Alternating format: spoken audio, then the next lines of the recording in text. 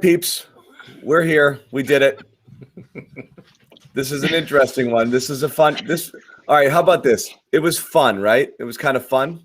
It was probably the most fun game of the year. It was fun. It was frustrating. There's a lot to feel good about. There's a lot to rip your hair out about and get super angry. But at the end of the day, a win is a win is a win. And so we'll focus on that. We'll start with that. It was. Celtics won it, OT 145, ton of buckets. If you like defense, this wasn't the game for you. Yeah. This was so not your game. This wasn't the season for you. No. So Sherrod Blakely, Jimmy Toscano, Bobby Manning. We also have Josue Pavon. He's at the Garden right now doing some stuff for us over at CLNS Media, and he's going to join us shortly. So, guys, let's just get some opening thoughts here, and then we'll let Josue in, and we'll chop it all up. So you want my key moment? I texted you guys about this, and I want Sherrod's. I'm just kidding. Go ahead. I want yours. I couldn't believe this ended up working, but I'm actually going to give big credit to Brad Stevens, who challenged that Kemba Walker foul. I thought it wasn't anywhere close to not being a foul. I don't even know why he challenged it. And I texted you guys. I was like, was that just a back up your guy challenge? Oh, and right after that point, they exploded, and there was so much frustration with the officials through that first half. It's all the stuff we've talked about with them getting distracted by calls, getting in their own heads about that kind of stuff. Tatum got teed up, Kemba got teed up, and then Brad, showing them some support there, and he did it later to Grant when he was boxing a guy out, and you saw Danny Ainge and Mike Zarin freaking out along the sidelines. I can't believe it, but the officiating thing seemed to rally the troops tonight, and they just exploded with energy the rest of the night from that point on. Go ahead, Sherrod. I'm not going to give the officials that kind of credit. I think more than anything else, Bobby, I think they finally played a game where they felt emotionally engaged, where they actually got their asses kicked. And they actually responded by saying, we don't want to get our asses kicked tonight. We're actually going to fight back. We're actually going to put up a resistance to just getting run over. I thought, to me, when Grant Williams made that he contested the shot, made the diving save, led to a basket at the other end of the floor. I thought Marcus Smart did a lot of Marcus Smart things out there tonight, including that huge-ass elbow he took from Cat, went down. At first, I thought he was really selling it, but when you saw it in slow-mo, he really got clocked on that player at his neck. Yeah. They did so many. He sold it. What are you gonna do? I took it like a champ. I didn't get the call. I don't blame him. Take it. But the point is, they actually showed some fight when they were getting their asses kicked, as opposed to just rolling over and playing dead. And that was great to see. But again, this game was kind of like their season. Really, there's some things that you definitely liked, but there's a lot of stuff that makes you want to cringe. Well, yeah. And again, among those things is, this actually, if you guys noticed on my thread, I kept the complaining to a minimum because I actually thought they were going to win the whole time. It felt like one of those games that they'll flip the switch eventually. Even after the Russell thing at the end? I'm not talking all the way in the fourth quarter. I'm talking third quarter and they make their run. I was like, the Celtics, I almost texted you double-digit win coming. Like I felt it, like I didn't feel that this game was going to go badly. And then with 2:51 left and an 11-point lead, they they allowed them to come back and tie it, which was unreal. No, I wasn't sweating this one. This felt like a step on the gas game when they wanted, they were going to get it. But you hate seeing them get outworked the way they did so badly in the first half, and they did. But you also love to see them turn it up, and then you hate to see them blow the lead. So it's, again, these swings that you're going on all night. I think a lot of people are probably leaving this game not sure whether they feel good or bad about it. Right. Yeah. But this is so typical of the Timberwolves, though. I mean, they score a ton of points. They find a way to choke it away in the end, and then they catch that fat L. This was very much their kind of game. And the Celtics, fortunately, were able to come away with a win, which is what most teams have done all season long against the Timber Pups. Yeah. And I think you got to give credit to Marcus Smart. So Marcus, if you're watching, good job out there. He always watches, Jimmy. In that first half, when it looked like some of the guys on the team were sort of sleepwalking a bit and just not engaged the way, unfortunately, the way we've seen, many times this season, they just didn't look engaged. And Marcus Smart, credit to him, and I think Tristan Thompson too. Two guys that were like, we're not going down this way tonight. At least not if I can help it, I'm not gonna, let that happen. And then in the second half, Tatum really came alive. I think, what do you have, 35 points in the second half, including overtime. So I mean, one of those games for Tatum where he looked like one of those elite scorers in stretches. And I mean, there were did we really like that last shot in regulation? Probably not, but it's almost like we're at Pierce status now, where back in the day where they would just give the ball to Pierce and whatever would happen, and you'd go from there. I mean, it's not very creative. I know. And you always like it going to the basket better than that fall away. Pierce did it his whole life. At the end of the day, if you look at Tatum's percentages, isolation, step back jumpers, contested, he's probably shooting 30%. We looked at the clutch stats too, and he's about as good as anyone. The clutch are good, but that particular shot that he took there is about a 30%er for him, 35%er. It's not the number one shot in his arsenal, but it seems to be what we always rely on late in that game. I don't love it. I always want to see stuff come into the basket or see if you can work somebody coming off a screen or something and actually run a play. I don't want him to get picked off in the passing lane either, which he was doing all night. That was happening too. But I do want to quickly, before we get into it and before we welcome Josue in, we got to tell everybody again about our sponsor, Locker Room. And again, this has been pretty amazing so far this season. We've done this for 2 games right now, massive amount of people, and you guys leaving the post game, coming over and joining us in this room, which is great. Tell everybody a little bit about Locker Room. It's an audio only app. It's free to download. Yes, we know it's not available on Android, but I swear that's coming. It's an iOS situation, so you get it on your iOS store, and it's free. Download it. It takes 2 seconds, set up a profile. And what we're going to do, and what we've been doing, is after we chop it up with you guys here, we take it over to the after party. We're going to go over a couple of people at a time and welcome you in to chat with us. That's what this whole thing is about. It's an opportunity for you guys, and you're very active in the chats, but we want to hear from you too. We've heard from a lot of regulars. We want to hear from more of you. Come in, talk about the game, tell us that our takes are shit. Anything you want to talk about, we're here for you. So absolutely bring it. We're super interested talking about this game or any really Celtics related matters. We will be there as we wrap up this show and kind of head over into the post-game show OT. So you guys mentioned Smart. You're right.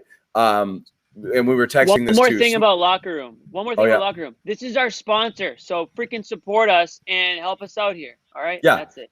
You support us. We bring you more content and for free. And we can do more of this stuff. Yeah, exactly. And that's what we want to do. This is an actual sponsor. We're not, and that is a fair point, Jimmy. It's not just something we do after the games. It's a sponsor, and they're with us for the next 3 months at least. And this is one of the reasons we're doing what we're doing. This is how Bobby eats. We want to feed Bobby. So some good salmon. Some turkey burgers. Burgers. Yeah, turkey burgers. Salmon, turkey burgers, and some chicken breast. Yeah. There you go. So you guys mentioned Smart. You're right. Like this did feel like a game where Smart was like, we're not losing this game. And he was you could tell. Oh, he was so good. He ramped it up. This was such an A++ Marcus Smart type of game where he was just in everybody's face. He was all over the court. Obviously, he made shots as well. I mean, he was efficient. So obviously, one of those games where you're not looking at the stat line and saying, despite the fact that he shot poorly, he did everything. Right. But it was the intensity when everyone else was kind of going through the motions, when they were clearly getting outworked, when they were down double digits and couldn't cut into the lead. Marcus is like, F it.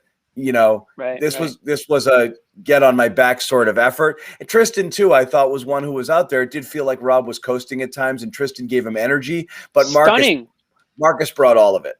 But you know what, though, John, Tristan, fellas, after what he said. I can't co-sign on all this happy joy love we got here. This was the worst team in the NBA.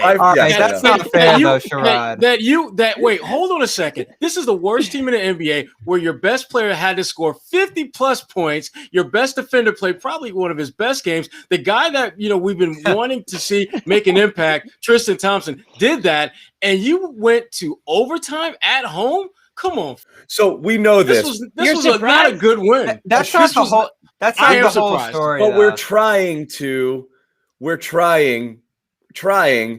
a positive spin on this. They won the game. They won the game. Minnesota's 13-40. But this is only their 7th game with Towns and Russell all year. So I mean, they're a lot better than that when they're fully healthy. And they've been battered like no one else this year with COVID and other stuff. They're scoring like 118 points per 100 with those guys on the floor this year. So they're the real deal, at least on offense. They're about as good as anyone on that. No, they're not. No, they're not. Yes, they are. They just put up 137 on Jimmy's below. Bobby, they're like 24th in the league in points per game. Yeah, because their guys have been out all year. Everyone's been out all year. Come on, man. Not like Minnesota. I mean, Russell's missed 30 games. Minnesota's Towns got missed some like talent. 20. They've got some talent for sure. Yeah, I mean, they're not a last defense. place team for sure. Listen, they are what they are. I mean, they are a last place team, yeah, but they are. And you know, they can score, but they don't play defense. They make a lot of boneheaded mistakes. That D'Angelo Russell 3-pointer when they were down 1 was Minnesota in a nutshell right there. I mean, you had the ball with a chance to go up on the Celtics late in the, you know, I think they had the last shot potential there, and they rushed a 3-pointer and they missed it. It still went to overtime because D'Angelo hit the shot, you know, off the backboard, wild one there. But you know, aside from that, I think that, you know, what's going on here? Sneaky Josue. Okay. What I was going to say was, Sherrod makes a good point. This is overall a crappy team, and you know, Bobby can paint it to that they're much better than it is. Fine. It's a fact. Come on. It is a fact, and I'll give you that. But the fact is also this: the Celtics are much better, or should be much better than the Timberwolves, regardless of what their record is. And they went down 17. So we're giving them for clawing back and actually winning this game. But the fact that they went down the way that they did is what this team's been kind of resonate. You know, this is what you've been seeing from this team all year, this Celtics team, and that's the problem. So we're giving them credit for snapping out of it. So good on them for doing that. But the fact that they had to do that, and like Sherrod said, drop 50 plus from Tatum just to win this game is tough. I really want to see how they come out on this West Coast trip, because we've seen them beat up on bad teams. Look, this is bad in the sense that you want to be able. Look, you had 2 games in a row where you drilled the bad teams. Okay, then you absolutely ate doo-doo against Philly, and that was really demoralizing. You had a gutted out win against the Knicks team that could have easily gone the other way, and then you have this, which was a really crap performance for an entire half and maybe longer. But at the end of the day, you got to win these games every once in a while too when you're not doing. The problem is you don't want to excuse too many of these no effort games. They have too many of them, so you don't want to reward them. You see a first half like they had and you're like, come on guys. So yes, it's not a happy joy everything is awesome, puppy dogs and sunshine sort of win, but it is what it is at this point. If you start to break this game down, though, and look at the individual efforts, you look at how much of the team's intact now since Thompson returned, and I know you're going to laugh at that one, but, I mean, you're looking at 2 really complete performances now from him, looking like he should probably be the starting center on this team, which I said coming into this game. Maybe that first half goes differently if Brad makes that move, because Rob, another game where he was fouling often, again, not in great position. Yeah. He's fine, Bobby, but he's good in this role here. I think the second unit is really like where he's going to thrive. Who, Rob or Tristan? Yeah. Rob had a great run with that second unit. Again, the problem, this is the same issue, and we kind of go over it with Brad made the case. Rob's not going to get involved much in the office with the first team, and the question is why? The question is why don't they look for him in more opportunities and things that he does well, instead of just saying, well, we're not going to pass to him, so he's not going to score. It's not about the offense, though. It's his defense. The defense is the issue. The defense, again, compared to Thompson, I don't know that you're seeing massive differences in what Rob did versus what Tristan did tonight. Again, we're gushing over a guy that went 2 for 4 from the field, had 7 points and 6 rebounds. But he's never been a stats guy. What I'm saying is he's kind of a there guy. Like, he's not making massive impacts. The point for Rob is he does so many plus things that it negates any of the negative things because his pluses are so much more. Problem the last couple of games from Rob, you're not getting the plus performance. He's kind of just there. So because we're not seeing him, play above the rim, catch the lobs, get the ball in his hands and be able to make plays and facilitate. He's trying to. There was one moment in the game where Jaylen had the ball and Rob's up top and Rob's like, give me the freaking ball, move it, and he did. Right. And then he set a screen and it resulted in a 3. So it is the ball's stagnating and it's not kind of working. They're not working it well with Rob in that first unit offense. Yeah, they were looking for him like a week ago in the last couple games. Well, since Philly, when they weren't able to look for him, the last couple games, I don't think they're looking to him the same way or trying to get him involved in the same way. I mean, I do think, again, like this goes back to Rob has a couple bad games and the magnifying glass is on him when, you know, other players in that starting lineup have bad weeks or months. No, but it's not about benching him to demote him. It's about putting him in the best position to succeed. And that's what they ultimately did, I thought, in the second half. But he has proven to be able to succeed playing with the starters. They're 7-2 with him as a starter, so like we got to kind of start to look I'm just talking about this game where you have Towns on the other side, and it's an issue. It's great that Tristan's contributing in a positive way. That's great. I mean, yeah, you needed a guy who wasn't Cornette, right? Yeah, I'm glad to see it. I mean, the guy, you know, who knows what he was going to look like after all that time off. He's come back and he looks like he's a player that's, you know, going to contribute, which goes opposite of what he said after, was it the last game where he's like, the regular season means nothing. I mean, Bobby, that's a different story. You wanted to hit on this. Yeah. So you have the floor. Well, I mean, that's not what he played like tonight. Real quick, I know that's the thing though. It's the funny thing is he played like the regular season actually did matter. You know, like the way that they came back. It does. So it was kind of crazy to hear him say like, you know, the regular, you know, it's horseshit. Well, you know what it is? He got sent to the bench, so it's a different kind of intensity when you get sent down there. Right. And he's going to work his way back. The bottom line with Tristan is that when he gets on the floor, he has to make an impact. That was really the issue that they had with him in that starting unit. They needed him to defend and rebound at a high level with the other guys on the floor, and he wasn't doing that with any kind of consistency. Rob gives you a X factor in that starting lineup that teams now have to start game planning for. It's going to open up things for those other guys, and I think defensively, I think they're a better team when Rob is out there, to be honest with you. He's going to make silly fouls. He's going to make mistakes. I get that. But I like the fact that Rob has that X factor in him where he can do some things that no one else, including Tristan Thompson, can do. And the other factor in all of this is, remember, Tristan has had a long-ass layoff. Do you really want to throw him back out there to Cat right out the jump? Do you really want to throw him right out there to the Wolves, guys like Joel Embiid? You want to ease his way back into it, get him on the floor where he's getting some confidence, because you're going to need Tristan Thompson in the playoffs. I'm convinced of that. He's going to have a couple of really big monster games for you. He needs to be more confident in his game, and I think the only way that can happen is you got to put him in situations where he can build that up. That's what they did with Rob. That's why he was coming off the bench, so he could build up that confidence. To now he's a starter. If only everybody could play opposing second units, everybody's stats would be looking amazing.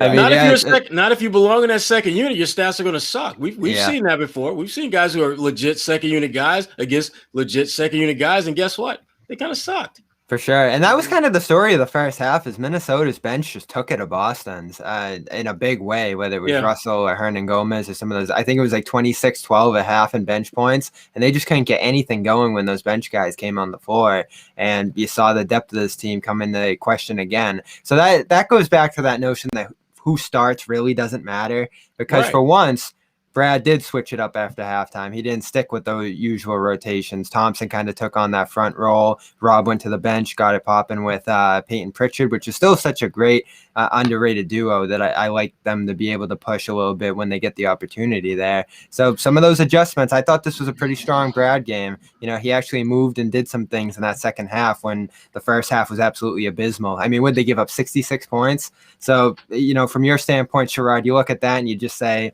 this defense hasn't improved all that much if you're giving up 66 points in the first half. Right. Josue. What's up, fella? Josue has joined the building. Yeah, no, I like a lot. I like a lot of what Bobby just said, but you know what else I like? I liked how Brad was like, no, you starters are going to figure this out. Like, he started that second quarter, was like, listen. That was a good move, too. This is this Minnesota Timberwolves we're talking about, all right? The Timberpups, I know. Get it together. Yeah, you said it perfectly, Sherrod, a couple nights ago. The Minnesota Timberpups, like, get it together. It's halftime now. Let's see if y'all can come out, and then Tatum went off in that third quarter. Yeah, maybe Brad did. Josue, by the way, you look like you're coming from like a underground layer. Like, you look evil right now. I like it, but I think it's a good point, Josue. I mean, it almost felt like, listen, you know, you guys go out there and fix this. You know, Brad challenged them a little bit to, you know, go out there and play. You know, they don't want to hear what they're hearing in the media or wherever else, then prove everybody wrong. Go out there and write this game that you guys have created this mess on. Everything always comes back to one thing: win games, play better. You do those two things with any kind of consistency, you're not going to have any issues. Never. Right. Absolutely. So I think the turning. By the way, so I'm amazed that commenters haven't killed us for not talking about him yet. But obviously, it's hard to not talk about Jaylen Brown. I'm just kidding. It's hard to not. Everyone always gets mad when we don't talk about Jaylen.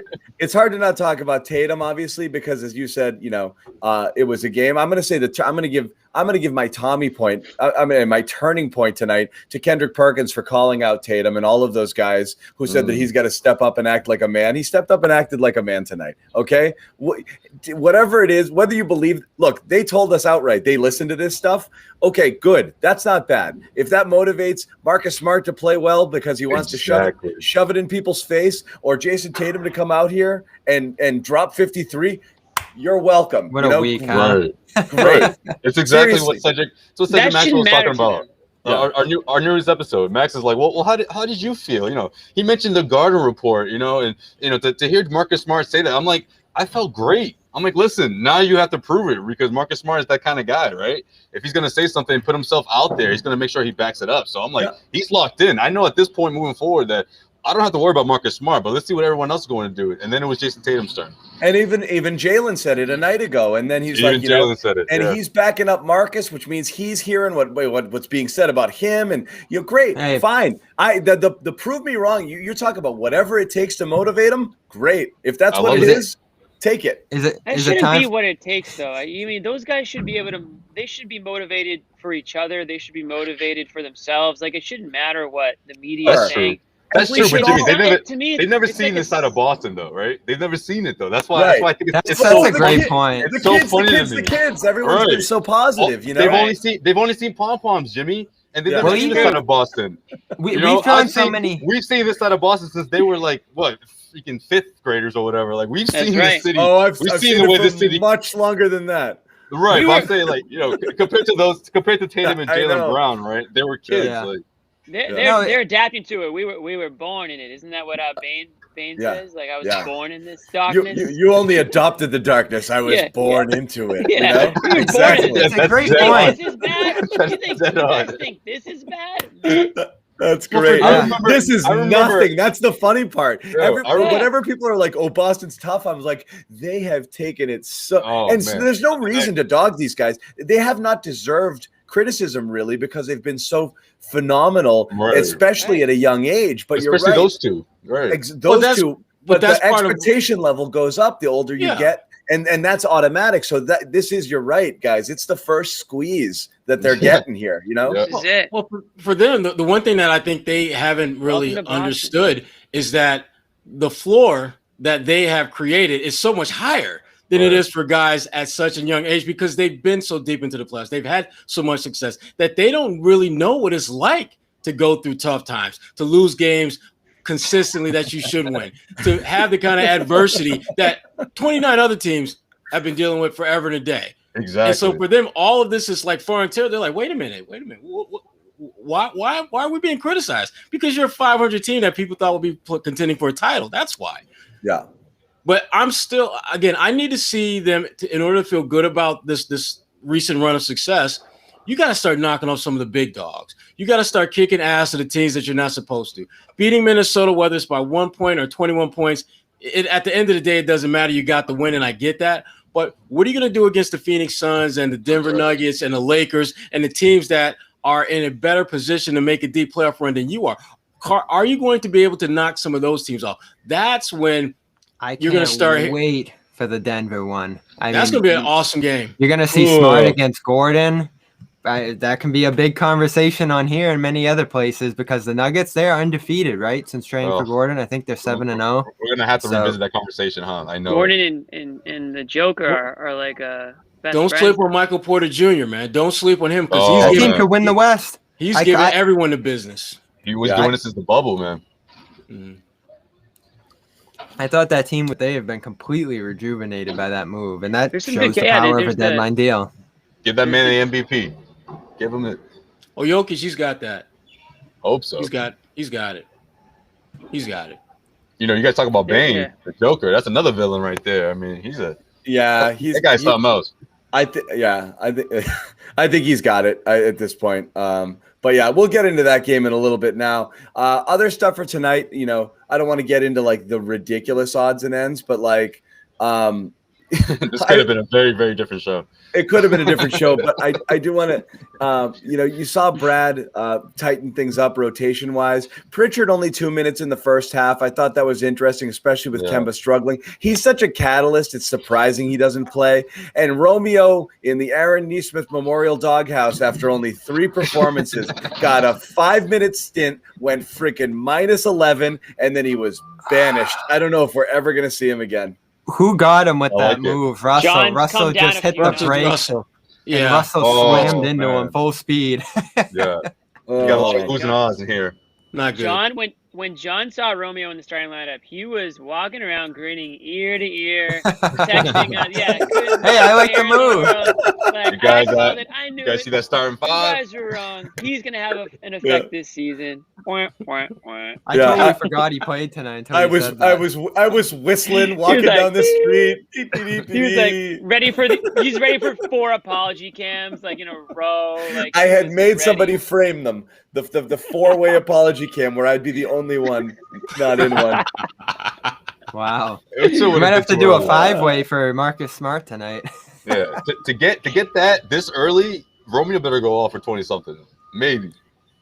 No. Yeah, exactly. He's gonna have to do a lot. He's gonna get to You're 6 right. before 27. He got to 6 the other night. Oh, really? All right. You gotta do something crazy. 2 threes. He hit 2 threes. Double digits. That'll do it. John, to your point, John. I mean, again, like you talk about the bench. You know, you didn't really get a whole lot The bench, offensively from the bench. I mean, Nothing. Take a look down that list. 51 to 19. They outscored you by 32 points tonight. And it was back to Grant. But another insane amount plays. of Grant Williams minutes during which he did absolutely nothing. They are That legit. is not true. They are legit playing. He made a few decent plays in that. They are legit playing 4-on-5 when he's out there. Bobby, I thought Bobby was going to drop the why I have never. Yeah, seriously, that is don't not speak that way about Grant. There are nights where Grant does nothing, but he did at least 2 or 3 things. I want you to read me his box score, okay? I remember one play where he just got who was it? The hustle play. He made the save. That was one. I meant like a bad play. He looked really bad. I think it was Russell. Russell blew right past him, like top of the key. I was like, he geez. did. He did. Yeah. And there's nothing. I'm not going to blame the 3. There's nothing you can do. But that pick and roll defense is so important for this second unit, man. Like he's got to. I mean, I get it. It's not the easiest matchup, but like he blew by him with ease. It was too easy. He played that. He played that game tying Russell 3 perfectly too. There was nothing more he could do. He did, and he had a couple of steals. He did make a couple of plays. But it's again, we're not going to bash him every night. When he does a decent night, I know, but it's an insane amount of minutes to go 0 for 1 with 2 rebounds and like. But what do you want, Nesmith? I'm saying he's just so uninvolved. You know, like you're right. He has to make a couple of those gritty hustle plays or do something. But you know, for every steal, there's Grant was just physically dominated on that play by someone on the other team. You know, he can't go up with people. He's not quick on his feet. I mean, he's really not that useful. You know, like I don't know. He's playing a lot. But he can be though, John. That's the thing. Like if he's able to just lock down just the pick and roll defense, if you can handle the switch, you know, that changes things dramatically for the Celtics on the defensive end. Like that second unit is going to give up way too many points. And unfortunately, I mean, he's sort of like the one left, right? Out of all the other guys, it's like, well, who do you prefer? Yeah, who's going to survive? I didn't want Shemi tonight. Right. Shemi was looking bad early. Right. And he tried that, and Brad tried that. He put Shemi in right away. Because he saw the same thing that we've seen with Grant. That he's not giving you much. He's not giving you much at all. But it's not like they have a ton of options. Exactly. I mean, I like Cornette, but I don't know. Yeah, you do. Yes, you do. You do know. You do know. You do know. Remember when we spent time talking about Cornette as if he was actually? He'll be back. He'll be back. He just gives me here's the thing about Luke Cornette. He just gives me strong preseason vibes. I don't like those vibes. I don't want to have those vibes about a Celtics player in April. It's just not right. It's not right. You mean a guy that's good enough to make the roster but not quite good enough to play vibes? That part. Yep. Okay. Not. Oh, he's gonna. Because he's a hell of a shooter. He's a hell of a shooter. I give him that, but every other facet of his game just kind of makes me want to cringe a little bit. This is what I'm saying about the center position. They're always going to play the matchup game, so it'll be another game where he's the right fit, probably. As they should, because they don't have one big that you can turn to and say, that's our guy, that's our anchor. They're going to have to keep shuffling the deck at that position. Yeah. This is obligatory, so I'm going to say everybody once again, we're in the middle of the show. Locker Room app, okay? Again, I know I'm drilling it into you guys, but I just want to remind everybody, if you haven't signed up already, please do. It's been pretty fun and pretty awesome. We continue. It's really fun. It's really fun. We continue this conversation, but we hear from you guys. We spend a lot of time. For those who haven't been in the room yet, we spend the majority of it chatting with you. Okay, we do all our we do a lot of talking. Okay, we're on every night, and we're here, and we're going to talk for about an hour before we even go over to locker room. When we get there, we're interested in hearing from you guys, and we're going to let you kind of dictate the direction of the conversation. So if you haven't already, go download it at your iOS store. Again, it's not available on Android yet, but we are fairly hopeful that's gonna happen soon. Download it. It's free. Set up a profile. Share it. Tweet it with your friends. Let everybody know that you're joining, and then join the chat. Request to speak. We will put you up there. I got to almost everybody last game who requested last post game who requested to speak. If I didn't get to you last time, I'm going to try to get to you this time. I'm keeping tabs. So please jump on there. It's a ton of fun. Guys, let's move on. Any other things we want to talk about for tonight's show? You know what we haven't said anything really about? Freaking Jayson Tatum. I was trying to. I mean, the dude dropped 50. You don't get the show, Sherrod. We start at Nee Smith and work our way up. My gosh, Grant. I mean, if we have time. I tried to. I did the Kendrick Perkins thing. We tried, but we moved on. We get distracted easily. We can talk about. We climbed the ladder. Grant.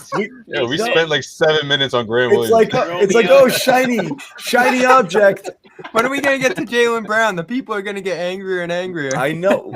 Like I said, we're hard to keep focused here. Okay, let's go.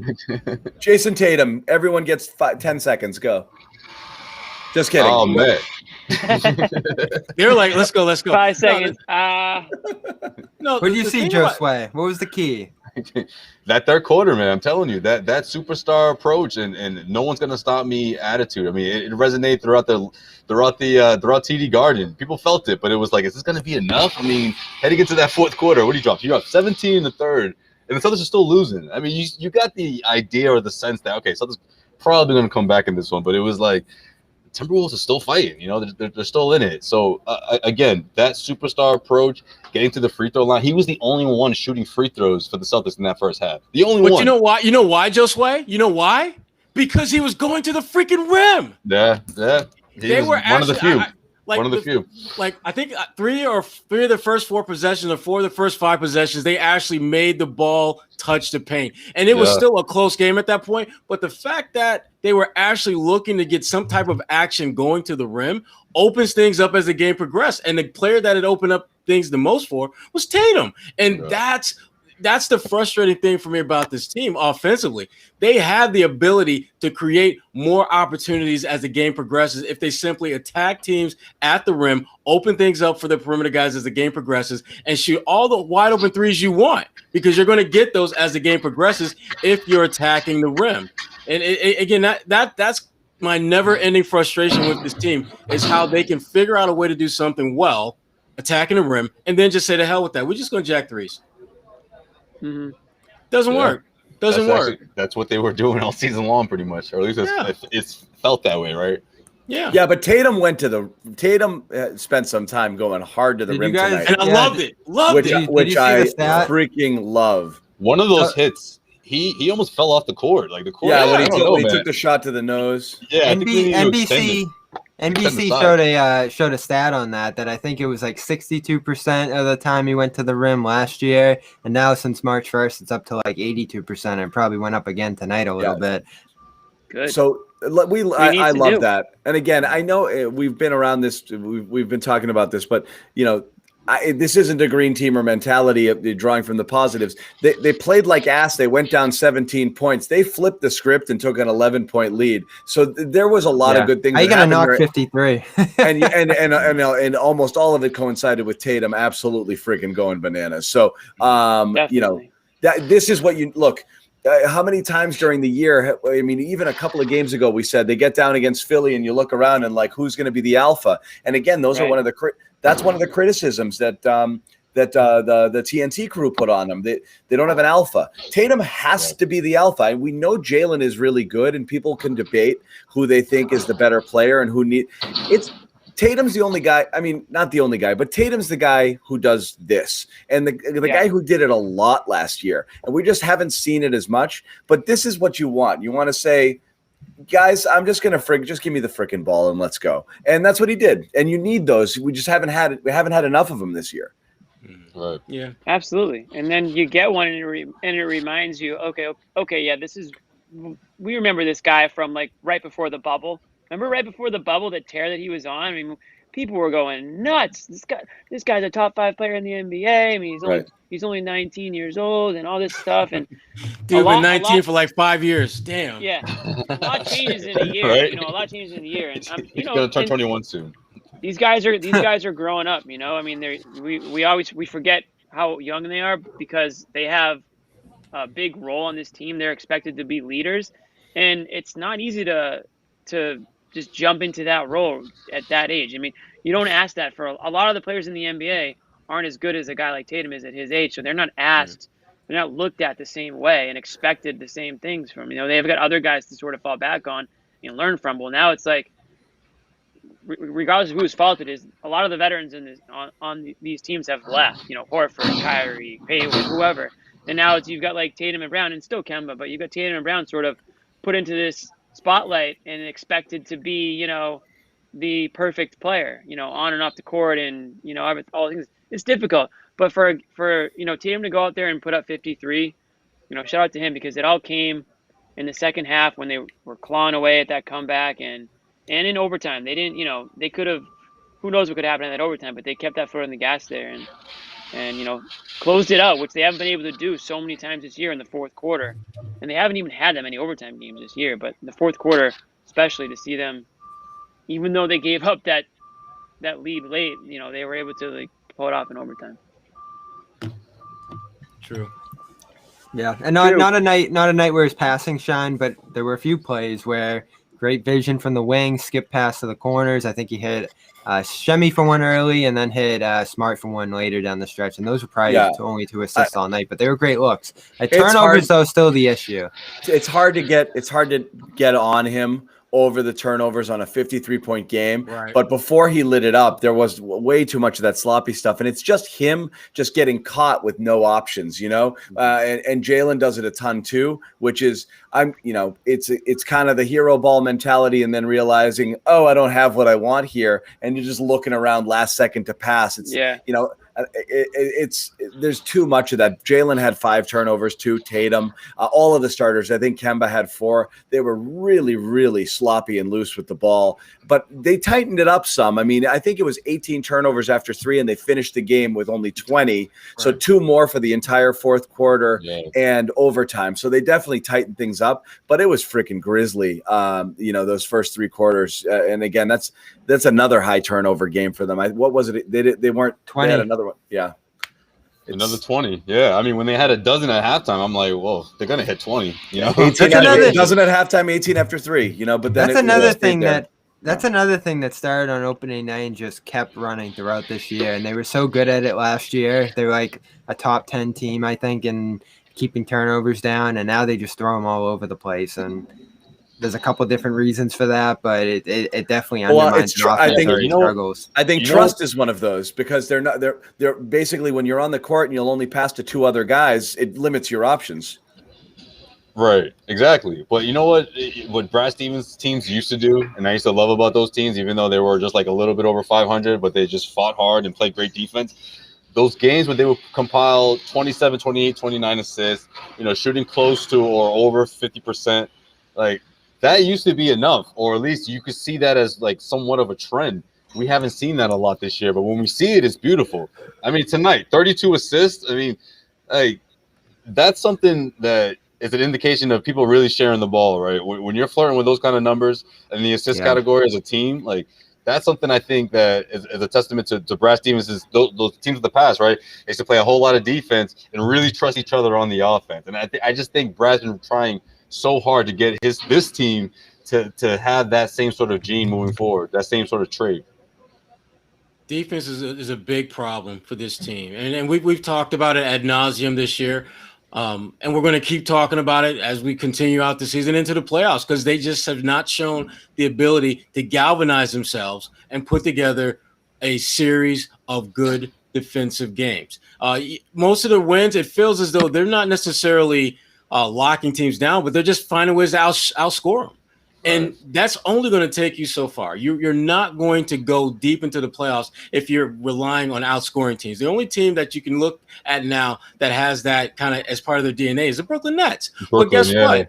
Their defense has actually improved significantly from where it was at the start of the season. So even they figured out that as potent as they are offensively, you got to get things done at the defensive. What do you think it is, Sherrod? Because they have the guys. Too, right? 3 Hall of Famers over there in Brooklyn. Even for those guys, like they have to play defense. Yeah. They have the personnel, Sherrod. You look at that starting lineup. I mean, Walker's the weak link, obviously, but he's in the right position. Then you have Rob, Tatum, Smart, Brown, and then other defenders coming off the bench. Like everything they need for the good defense is here. Well, back up. Who are these defenders you speak of coming off the bench? Yeah, Shemi's known as a defender. Like, Shemi and Romeo are fine. Tristan, again, it's not offense with those guys. You look at them, except for Pritchard, and say defense is their thing. Even if it's not great defense, it's. But see that's the problem. Defense may be their thing, even if it's not great. That's a problem. When you factor that in with the fact that these guys are young, so you don't have the experience, and you have to a certain degree not quite that elite second unit defense that you're accustomed to having. And if your starters are having a little bit of slippage, now all of a sudden you're not a very good team defensively. You're struggling to beat teams night in, night out, teams that you should handily be. If Jayson Tatum goes off for 53 points, you should win that game by double digits.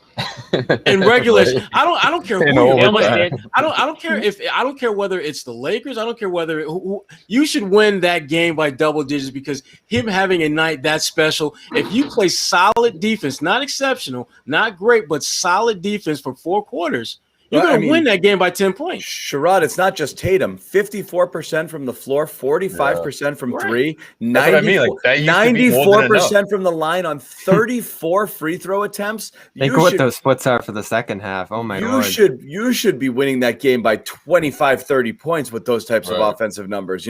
So you're right. This was a defense optional sort of game.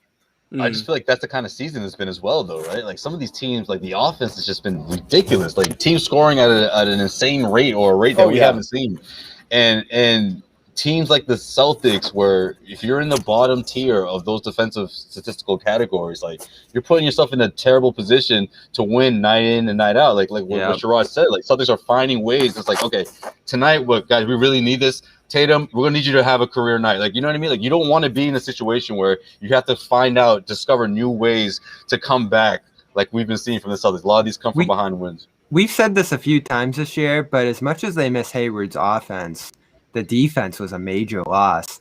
He was a central, physical, that was underrated. Yeah, long guy in that defense from last year, and then Tice, of course, too, which.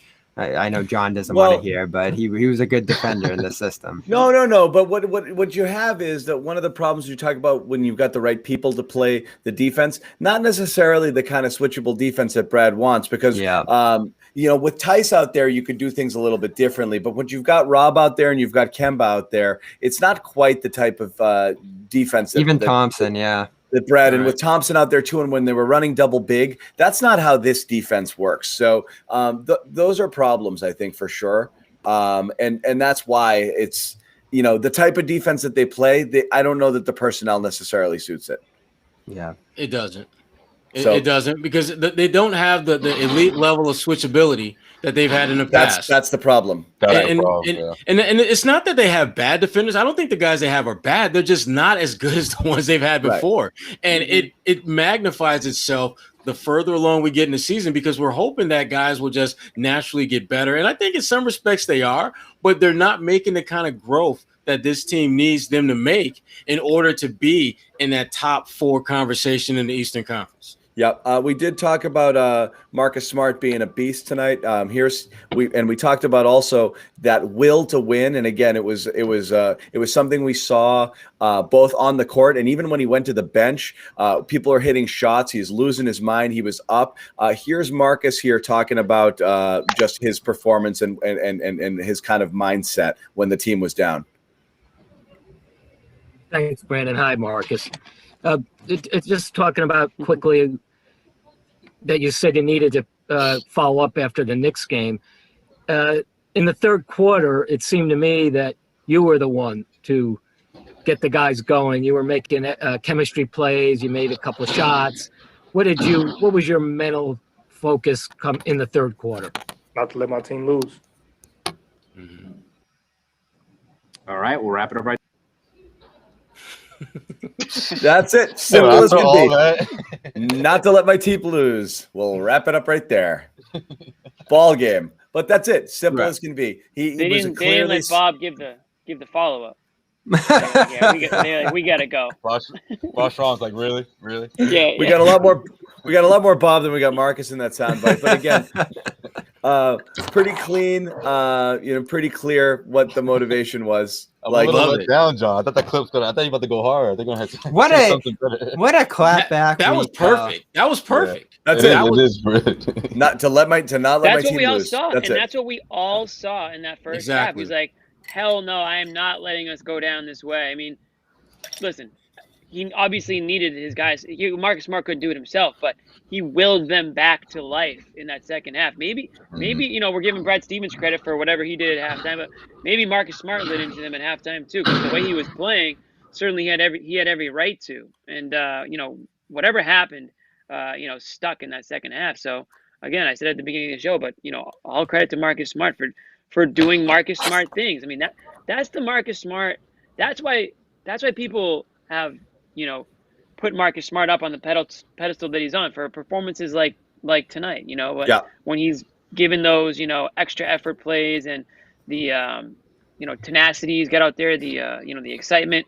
You just don't see that with a lot of these other guys on the team. And that's why so many fans are drawn to Marcus Smart, because he kind of embodies what, Boston fans want to see out of their athletes. Well, I mean, beyond that, Jimmy, the way Marcus plays, when you start looking at teams that actually make deep playoff runs and win championships, are in that conversation, you have a Marcus Smart on your roster. You've got a guy that does a lot of that gritty, grimy, in your face, get dirt under the nails kind of work that doesn't always get appreciated because it's not the sexiest part of the game. It's not necessarily the highlight worthy parts of the game. But when you start breaking down why this team won this game or why they won this series, you find yourself keep coming back to those little hustle plays, knocking down big shots, making a deflection, getting in a guy's face, making sure he gets in the right spot defensively so that he doesn't get his ass beat on a backdoor cut. Little things that I don't think they have done enough of. We saw that and then some from Marcus Smart tonight. And I do think that it was a domino effect. I thought some guys who haven't done a whole lot, frankly, did a little bit more than they normally do. And I think Marcus had a lot to do with that. So the challenge for him and the Celtics is to bottle this shit up and keep it moving and spread it out for the rest of the season. This is how you win. This is how you win games. Especially out west. This is such a special defensive performance when you think about some of these plays he makes that, frankly, few guys can make. Like the one save that he made under the basket that was, on Anthony Edwards, no less. Yeah, I mean, he stays with him step for step, off balance. Grabs that ball. He's the only guy I see do that on a regular basis. And not only that, I mean, he was on Towns at times. Again, this is we always talk about look, obviously we drew Marcus's ire for talking about him guarding shiftier guards and this and that, but I mean. We're there to heap praise on him when he goes up against Zion, when he goes up against Cat. And there's times when he's literally defending the center position out there, and he's doing it more effectively than guys who are much bigger than him. So that you got about 2-3 stops on Towns. Being able to do that, shutting down Towns when nobody else can, is a thing no guards can do. So obviously that's something Marcus does. that not only no one on the roster can do, nobody in the league can do. So yeah, this was like you said, Sherrod. We need a 5-way apology, Cam. Well, I mean, it's not though, because we're pretty straight about it. You got good Marcus, you got bad Marcus. When bad Marcus, no one discredits that, right? Yeah, when bad Marcus rears his head, he does those things that drive you crazy. When he plays like this, you're like, yes, this is exactly why you have this huge faction of Boston fans who are like, you could never, ever, ever, ever, ever trade him because he's the most integral part of the team. And when they talk about him as the heartbeat in this one, so this was a classic Marcus game. Piece. I mean, I said that at the time when we were talking about trading him, and Josue was pretty adamant about not moving on from him too. Like he is their by far best defender, plays every position on that end of the floor. So even with your criticism, John, with the shiftier guards and stuff like that, the other stuff outweighs it so much. And I was looking at the numbers. It's a discernible difference. They're about a 104 defensive rating since he came back. They were up to like 113 and during his absence. The difference is massive before, after, even at the beginning of the year when he was there. Well, it was look like at who you're 107. replacing. Look at it's also you have to factor in replacement. You know, like they fall off so much when you have to replace a key player because there's nobody. It's the same thing with Kemba. Kemba's imperfect, but we talked about it last game. His value over replacement is so high that they really can't afford to lose him either. How many games in a row did they go in back-to-backs losing when Kemba was out? So it's not just Marcus. Of course, Marcus, they need him for the defense, but they need everybody for something because they just don't have any depth right now. So they miss a key piece, and they lost Rob one game, and we're like, well, they can't win without Rob. We're like, that's where we are with this team, right? And that's why, again, I think that's why Brad Stevens, you could tell he was so adamant about like, no, I'm not switching this. You guys have to figure this out. If we're gonna go deep into the playoffs, you have to figure out what's wrong against the Timberwolves. Like, as a cohesive unit, no, you're right. You guys have to figure out what's going on because if not, then forget it. The rest of the postseason is not even gonna happen if you can't figure this out. You guys, the starting five, this starting lineup, I thought that was a really good call. I really did. Yeah. I mentioned it briefly, but I want to get into it. So, everyone's got their agendas. Bobby can't wait to yank Rob from the starting lineup and put in Tristan after a couple of performances. And, we've all got our guys, right? So Kemba Walker, I know this seems like I'm setting this up to dog Kemba, but I'm not. He has been shooting not that well lately, but I love the shoot mentality, and I love the fact that he was still taking them late in the game. He made a couple of huge shots late. That being said, he won overtime, really. He did like 6 points through 3 quarters. Yeah. That being said, this game. Again, you've got Tatum going off and a bunch of things happening and 25 points from 3 players on your team, and you got Kemba limping along with 6. This was a game where, my mentions, all of Celtics Twitter early, and a lot of this chat was people got at me too about Kemba. Down on Kemba. So what do you guys think about his performance of late and then tonight? And again, he was huge in the win, but overall, this is one of those we need more from Kemba sort of games, or at least that's how people are going to look at it. See, here's my thing with this game. I think one of the challenges that Kemba has had since he's been in Boston is that because he's been such an elite scorer for so long, we're entranced by the idea that if he's not scoring, he's not helping. And yet you look at his numbers. He had 9 assists, 7 rebounds from your 5'10" point guard. That's Russell Westbrook-like numbers when you think about it. Right. And obviously he's not that guy. Let's not get it twisted, as Russ would tell you. Let's not get it twisted. He's not that guy.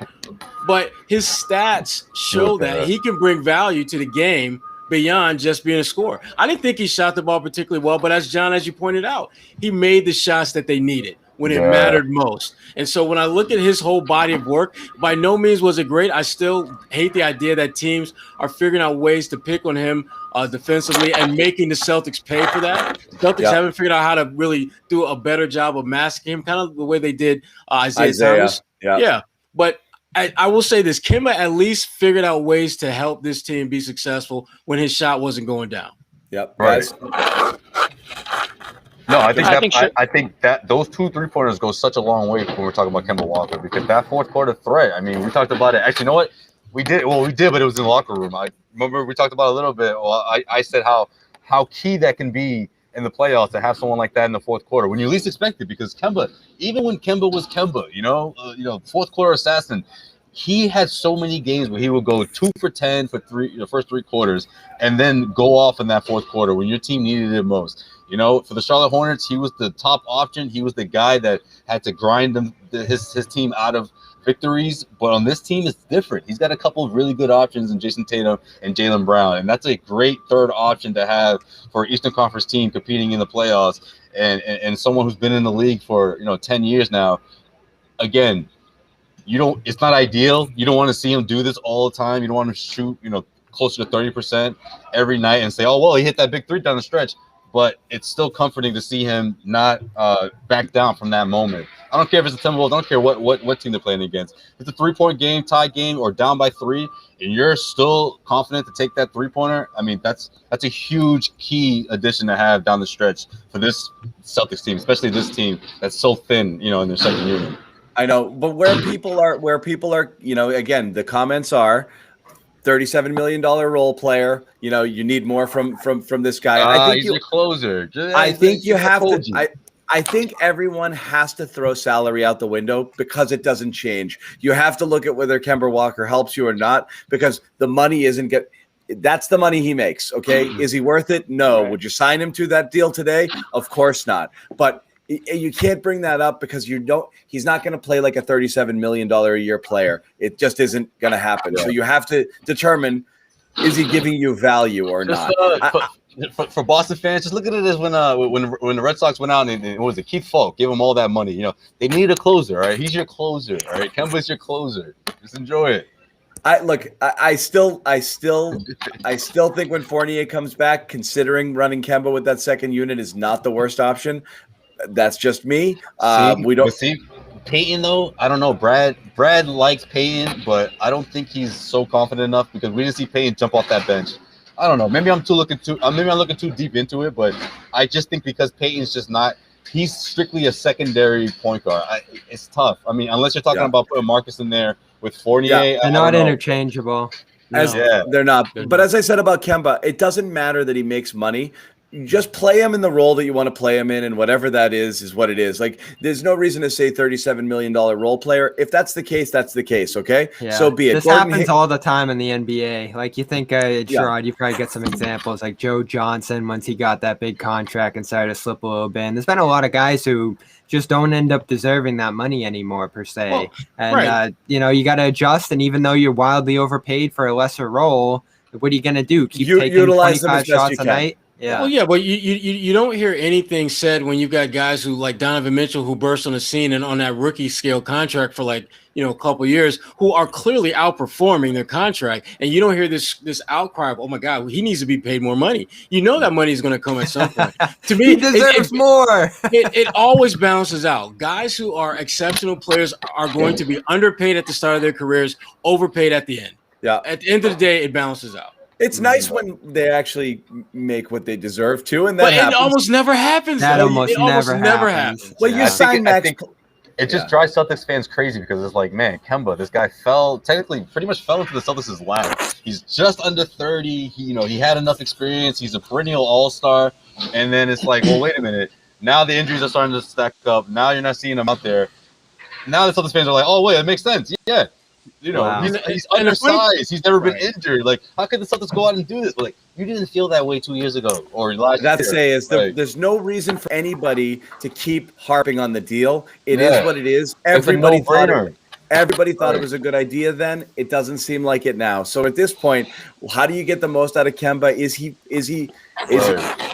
he performing? Is he doing a service for you? And you're right. Whether it's closing, he was always undersized. It didn't just happen. It's not like adding these new things as to why Kemba needs to go. You know what I mean? Or this was a mistake. It's like, no, it wasn't a mistake. All right, so I do want to tell people here again, this is the last time I will mention it, but again, as we've been doing, we're going to head over to locker room shortly. Sherrod and I are going to trickle over, and the other guys are going to come. A little while later, they're going to put a bow on this show. We're going to talk about a few more things that we have teed up to talk about on the Celtics postgame overtime show on Locker Room. So if you haven't already, overtime. Download after party. The after party. The cool kids go to the after party. Download it on the iOS If you can get by Jimmy. Yeah. Get in the door. Yeah. Get in the door. Jimmy's tough. Jimmy's tough. Jimmy's tough. Very strict guest list. So we are going to head over there in a little bit. We're opening up the room. Someone's going to put the chat, put it in the chat here so you can see the link. When you do go there, make sure you follow each and every one of us on Locker Room. For when you're going forward, that's how you're going to be notified when we do go live. So I think the link is live now. So people want to start heading over there. We're going to go in a couple of minutes. And so, Sherrod, I do want to tell you again, or anybody who goes on there, if you can't hear, don't just leave. You have to shut the app down, okay? It can be a little wonky at times. If you can't hear it, you have to actually exit it. Swipe it off your screen and reopen the app again. If do it once or twice, I guarantee it will work. But that's what it is. Don't just leave it. Quit the app altogether, restart it, jump on there, and you will be good. Guys, before we leave, I just want to kind of go once around the horn. Anything else we left over from this game? And, what we are going to talk about in Locker Room and what I'm going to tee up for Sherrod here is we've talked a little bit about Karl-Anthony Towns, his value, what type of player he is, whether he would fit here, whether you would want him here over some other current Celtics right now. And you don't have to use too much imagination to figure out who we're talking about. That's something we've discussed. You watch Towns tonight. We got to see it. We're going to have that conversation over on Locker Room, so we are interested in your thoughts. Guys, anything else non-Towns related? We're saving that for the Locker Room crew. I'm good. Yeah? I'm just happy they found a way to win this game. I mean, it wasn't pretty. It was a win, but by no means am I ready to get the duck boats ready and warmed up. Because they did what they're supposed to do. I'm really looking forward to seeing what they do when they hit the road and they play better teams on the road. Can they figure out ways to navigate victories in that setting? That's what I'm looking forward to. Quietest 26 ever tonight from Jaylen Brown. And again, the more you look at those games where he's a sneaky 7 of 10 in that first half and spells the deficit, they were hanging around 12-9 where they should have probably been down 20 for most of that first half. Brown spelled in a quiet, underrated way, and he ended up having a quiet second half deferring to Tatum that ended up working out in their favor. But his first half was quietly important as maybe the biggest reason they didn't just slide completely out of this game, along with Smart's third quarter. He was awesome tonight in a way he probably won't get enough credit for, and he's starting to build. I know he said a couple days ago that his knee feels almost completely better. He's starting to build a little run here that's similar to his efficiency from early in the season. Not quite that insane mid-range efficiency that we saw then, but he had a couple of nice breakout, pull-up 2, pull-up 3 in transition. His transition game at this point, if this team can get moving a little more, that's what I was screaming at early in this game. While Minnesota was sprinting up the floor, Celtics still, clog along at that slow pace that doesn't allow them to get the most out of Brown. And when they speed it up, get stops, he's almost unstoppable, and that was huge for them in that second quarter. Yeah, my thing.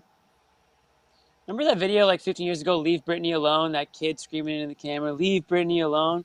That's what I'm saying about Kemba Walker to John. Leave Kemba alone, okay? Leave him alone. This is a shout out to you, John. This is leave to you. Kemba John alone. We're almost to the finish line. I think there's 20 games left. When those finally conclude and Kemba's not in an ambulance or piled up on the ground, John's all staying these firm predictions. with this. John's not No, but every offense. other week, every 2 weeks, John's like, I have a prediction. I think Kemba's going to be out. I think he's going to take a rest. I think he's going to call it a season. Here, John's like, I'm ready for the Celtics. Well, this was the plan all along. Kemba's out for the next 2 weeks. He's still waiting for that to happen. I don't think it happens. But listen, I didn't get a chance to talk about Kemba, but I will say, I thought Sherrod nailed it on the head with his stat line. He's finding ways to do other things. People are so quick to jump on him because they say he doesn't get the Jays going or, he's a one-dimensional player. Well, he's doing a bunch of different things. The fact that he could grab 7 boards and dish out 9 assists on a night where his shot wasn't falling, the way where it typically might, good on him. And when there's a player going off tonight, like Tatum was in the second half, you kind of gotta step back and let him do his thing a little bit. And that's the mark of a player that understands the situation. If Kemba Walker just was out looking to get his, then we're all going to criticize him tonight for, taking shots that, that Tatum should have been taking or whatnot. So I'm not really worried about Kemba. I like what he brings to the team. I love his leadership. I love his personality. I think that he's a guy that can maybe get some of the guys out of the doldrums when they're in them sometimes. So, good on him. The other thing I'll say about this game, in the last few games, they've won 4 out of 5 now. They're beating teams that they're supposed to beat. They might be making it interesting, but the only game they've lost to the Sixers, and they lost in a big way. Very interested to see what happens out west because the mark of a good team is beating other good teams. It's not beating the bad teams. The teams that they're gonna have to beat, not necessarily out west to get in the playoffs, but that level of competitiveness. So that's when I'll really start to get excited for what we're seeing out there. Before anyone else jumps in, Sherrod, I should let you know you should have a link already. You can walk into that room right now. Just make sure you can hear it. I'm going to head over there right now, and I'm going to hand it off to the kids. The old guys are going to go over to the new technology, and we're going to talk to you guys on Locker Room. That's right. The boomers are heading out. We'll still get in the locker room before you guys. By the time you figure out how to get in, that's why we got to head start. Wait! I gotta restart it again. I can't hear Sherrod. I hate you, Jimmy. I hate you. But I'll ask everybody here. Go ahead. Not everybody. Let's have a couple people hang around with us. God, Bobby, where are you going? There's a tweet here that's sent out on Celtics Twitter. Each of you guys retweet it to your followers so everyone will see it. I'm heading out. Sherrod's heading out. We're going to leave it to the Jimmy, Josue, and Bobby show. And we will see you guys on Postgame, of course, on Sunday. But we're heading over to Locker Room now. So anyone who wants to chat with us, head over. Guys, take it away. Wow. And we lost Bobby? What is Bobby doing? We need Bobby. Wait. Now I can't hear Josue because of all this back and forth. Hold on. I got to reset my... I had... No. Stay, Jimmy. Yeah, me muted. I had Josue muted because the noise back there when he wasn't speaking. I'm taking off, guys. We'll see you guys. All right, JJB's back. Welcome in, guys. John's like, we're what back. The heck you guys talking we're about back. I didn't prepare. I'll be honest. I didn't prepare for this segment like we said we were going to. Oh, what the fuck, Jimmy? Wow. Whoa. Josue, why don't you tell us what you got going on over there? You're at the game still. What do you see? Anything going on? It's JBB. It's unedited, man. You know what they're doing. They're ripping up the court. You know, it's funny. I swear they used to do this a lot. Too many hockey games when we were out there, man. I think we used to motivate them, Jimmy. I think us being on the floor, like, yo, I bet we can ruin the report. We get this done quicker. Like, all right, bet. Oh, it was a race against time for sure. Yeah, they used to start ripping the court apart. So we used to start our show on the opposite end of the court of when the Bull Gang would take down the court for the hocky, and we would just watch as the court was disappearing in front of us, and it would be a race. There you go. Yeah. Wow, they got. It's really bright. Oh yeah, I can coming see that. apart quick. Yeah. No, quick. They're almost at the logo. They're at the free throw line.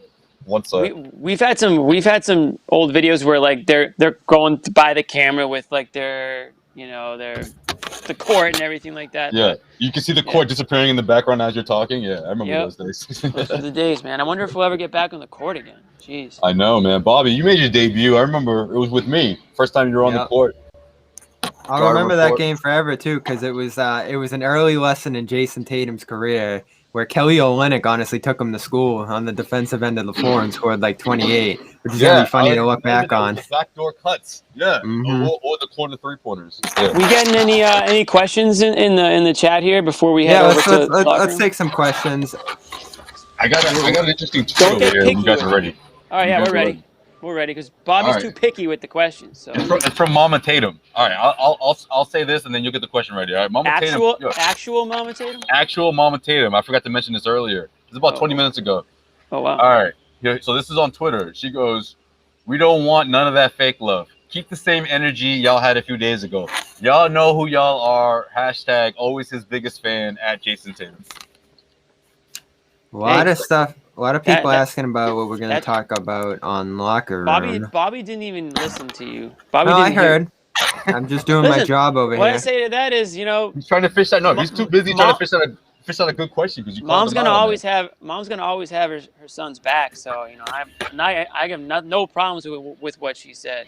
I don't have any problem with it. But were there people out there really trying to trade Jayson Tatum though? I don't know. It does probably tell you maybe what Tatum thinks too. Maybe you get a little peek inside of Tatum's mind when you hear his mom talk. This fan base is something else. Every question: should we trade Brown? Should we trade Kemba? Bobby, just put one up. That's why Put one Mama up. Tatum said what she said. You see what you guys are doing to Mama Tatum? Who's trying to trade? No one's. I mean, all right, fine. Gary Tanguay might be trying to trade Tatum, but other than that, I don't know anyone else. No, Bobby saying... Marks. Marks was real low on him. I'd rather trade Tatum than Brown, which I guess there might be a point if you have to trade one of them. But if you have to, though, I don't think you have to under any circumstance. And we'll get to that in the locker room. Whatever. I'll throw this up now, and we'll just. We said this real quick. For the Android owners out there. Yeah. So we're gonna talk about this on locker room, and Jimmy has teased this quite a bit. Like the Sherrod's the one who teased it first. Well, he threw it out there as a possibility. Yeah.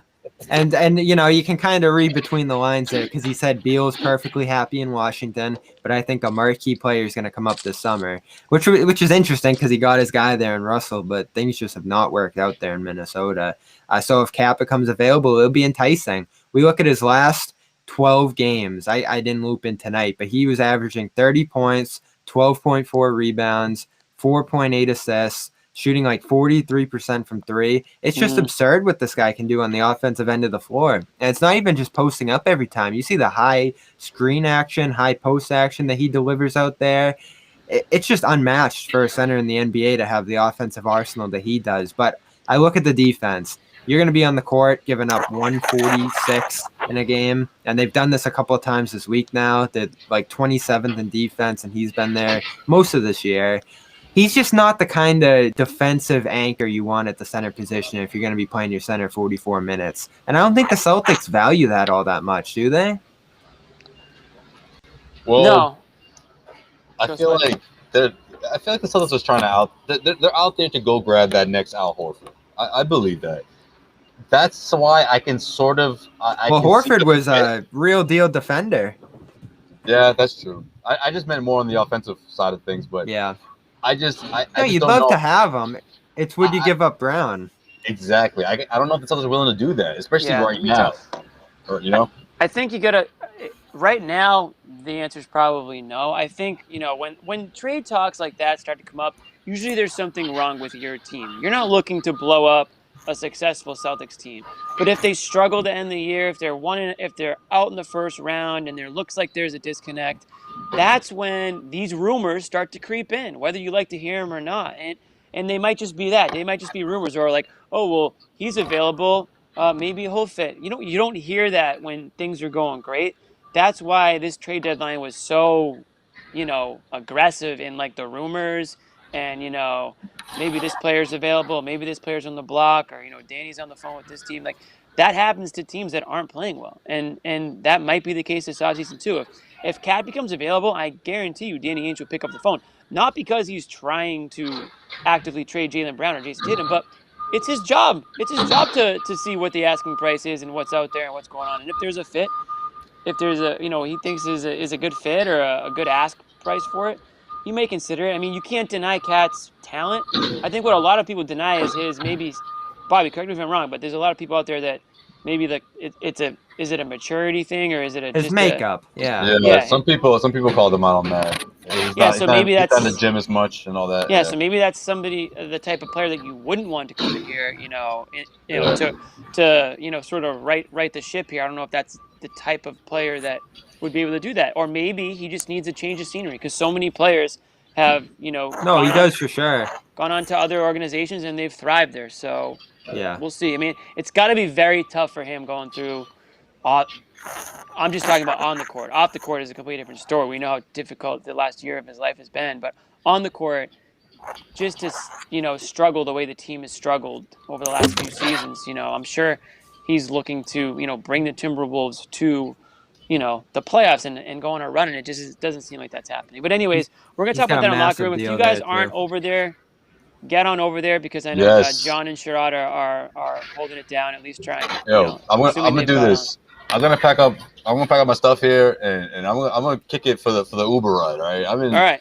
You guys already know the Brockton vibe, so it's a long ride, right, guys? It's a long ride to Brockton. You guys just weren't bringing it with the questions here, so I'm challenging you to bring even better ones over to locker room because You're just not cutting it on that. Maybe all the good ones went over to locker room and we're missing out right now. What? The good thing about locker room, they can call you out on locker room too. They get on. Right. They can get the microphone and call you out on stuff too, Bob. So download that app. It'll take 2 seconds. You throw in an email, you throw in a password, and you're Other in. thing, other real quick about locker room. There's a lot of other like celebrities and organizations jumping on. I mean, I jumped on yesterday just to see what's going on. Tackle Fall was on locker room, not in our locker room. We got to figure out why he wasn't in ours. He was just chilling in another locker room.